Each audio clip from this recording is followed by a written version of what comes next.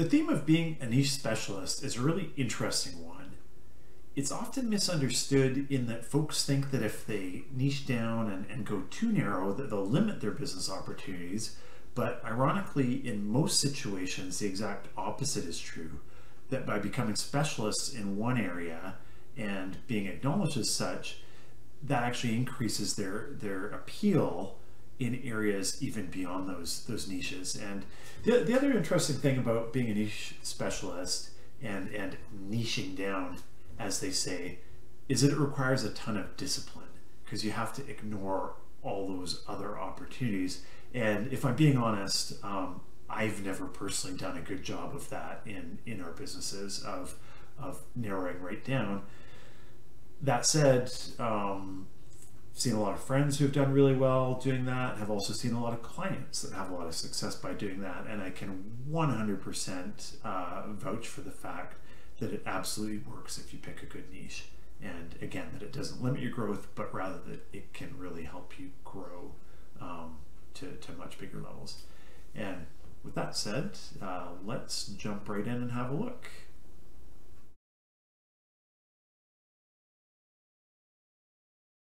So, if you're looking at becoming a niche specialist, there's a few things you should know. First off, offering specialist services is ridiculously compelling for your customers or potential customers who need help in the specific area that you're a specialist in. As well, specialists usually command higher rates in the area when they're working in that area. And also, dispelling the myth that I mentioned, being acknowledged as a specialist in an area really doesn't pigeonhole you into that one area, but rather gives you the credibility and the expert status to make it really easy to grow into other multiple areas. And interestingly, especially for a smaller business, it works way better to start with like kind of the one area and then add on adjacent areas to grow, so that you're actually offering high-end services, specialist services in multiple areas. Works much better that way of starting small and then growing based on success, versus just throwing open your doors and trying to portray yourself as an expert in everything. Again, narrowing down, getting that success, and then building on it is absolutely a way to go. Minor caveat is that you do need a large enough market to niche down and be a specialist in a relatively narrow area. But that said, with a niche specialty, you can actually grow far beyond your local market. So no longer you're just marketing in your city, but you'll find people far afield that have an interest in that specialty, and it can really help on that front. And next thing you know, you might be working nationally or even globally, depending on your specialty. Some essentials around it are that basically, first off, you want to pick a niche area where there is enough demand. So obviously you want to be good at the specialty. You want to make sure there's enough people that need that specialty, that you get paid. And then at that point, you want to do some work to make sure to build awareness about the fact that you're the specialist in that area. You've got to get in front of the folks that it will matter to. So that might be through advertising, it might be through some thought leadership, it might be a joint strategy on that, it might just be networking and in relevant sort of industry associations. And again, starting locally is a great way to go, but that niche specialty will allow you to get work much further afield. And we actually have several recent clients in our agency that I can think of.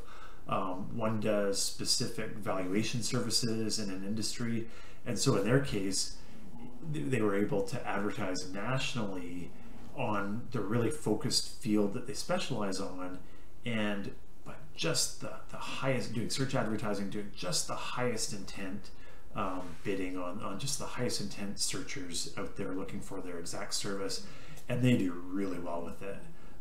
As well, we've also got there's Shred Consultant, which for those not familiar with it, here in Canada, it's, oh my God, I don't remember the initials, but it's basically a government program where you get back your investment in doing scientific research for the betterment of your business.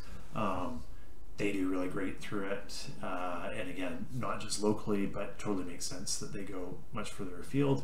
And lastly, we also work with an accounting firm that uses a fairly specialized software that isn't as mainstream as some of the other software, accounting software packages. So of course, rather than just working locally where there wouldn't be enough folks, they go nationally in it, and it works just great. Moving from there,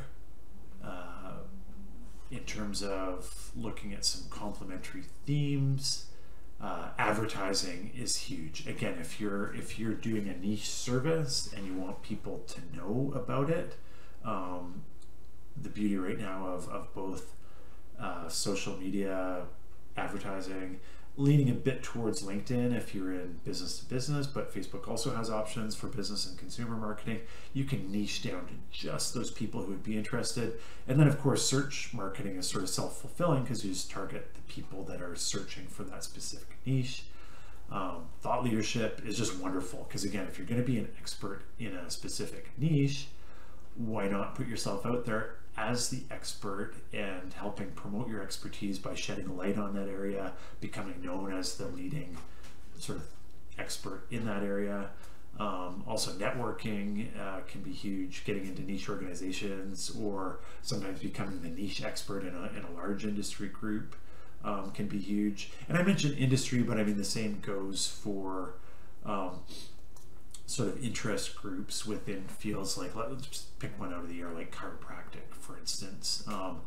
Maybe you want to serve the triathlon community, or possibly the mountain biking community, because I can tell you firsthand, us mountain bikers need chiropractic from time to time.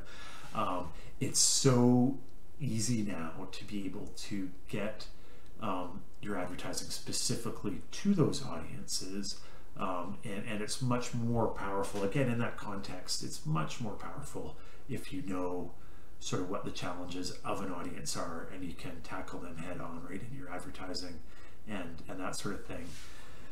And then again, it's I think of, gosh, some of the clients that we've worked with and even some of our partners.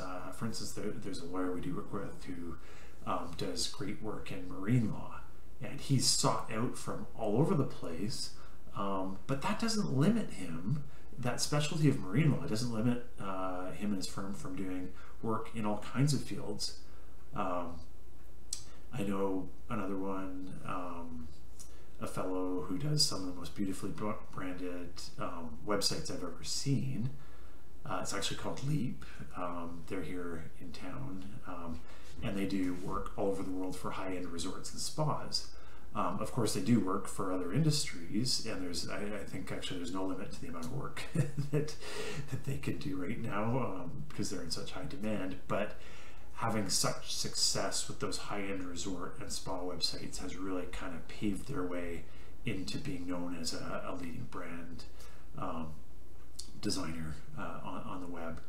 And yeah, it just, every example I think of where folks take it meaningfully and see it through, it basically works. I'm not saying it's easy, but there is actually a fairly clear path to how it works and how you can do it. And with that said, lots of other lessons around this that will help on this front. So hope to see you out there.